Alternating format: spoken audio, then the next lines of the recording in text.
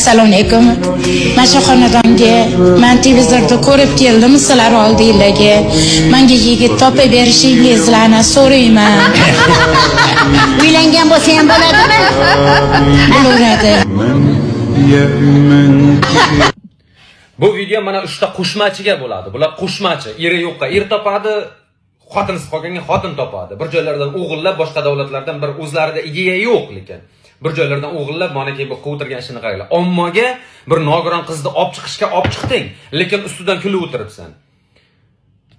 Boyagi gap to'g'rida, oddiy xalqda ustiga chiqib siyib chichivoradi degan narsa mana senlardan shular.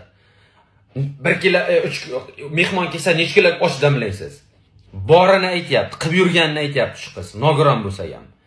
Lekin senlar qo'lingga bitta pichoq ishlamagan ayolsan. Men shu qiz nogiron bo'lsa ham, qo'lidan ko'p ish keladi, senlarning qo'lingdan urush kelmaydi.